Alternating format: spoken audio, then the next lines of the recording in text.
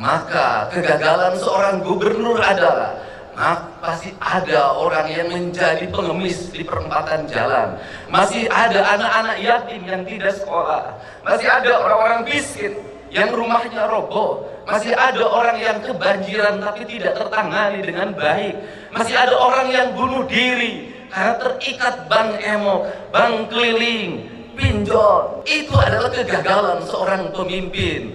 Untuk itu, pada kesempatan hari ini, saya mengajak pada seluruh penyelenggara negara di Provinsi Jawa Barat, para bupati, wali kota, para kepala desa, kepala kelurahan, mari kita bersama-sama memiliki kesadaran. Keislaman kita bukan dinilai dari umroh kita yang dilaksanakan setiap tahun.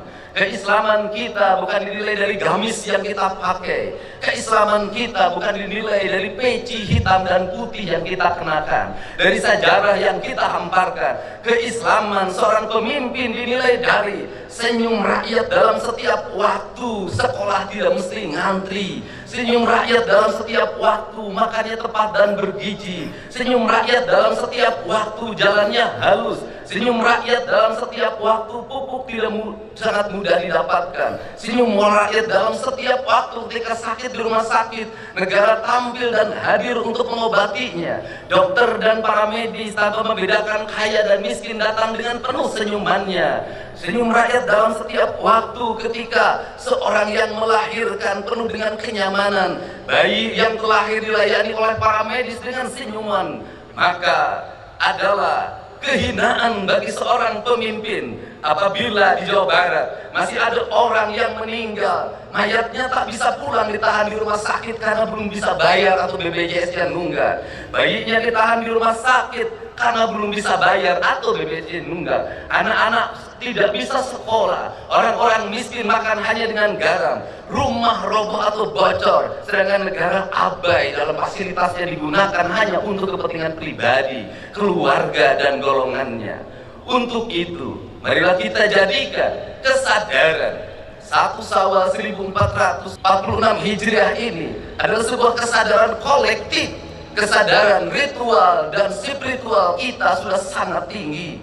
Pejabat umroh ngantri, orang-orang kaya umroh ngantri, masjid-masjid Jumat penuh, mimbar-mimbar penuh, ceramah-ceramah dalam setiap waktu.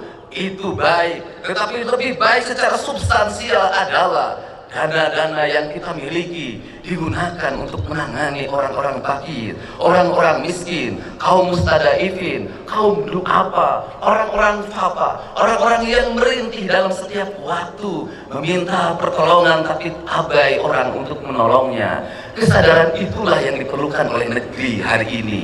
Maka jihad kita para pemimpin hari ini adalah jihad menahan hawa nafsu kita untuk menyerap anggaran untuk kepentingan kita. Kemudian kita mengorbankan diri kita, emosi kita, keinginan kita untuk membelanjakannya untuk kepentingan masyarakat yang lebih luas, agar kita kembali pada kesadaran Undang-Undang Dasar 1945, agar kita kembali pada kesadaran keislaman kita.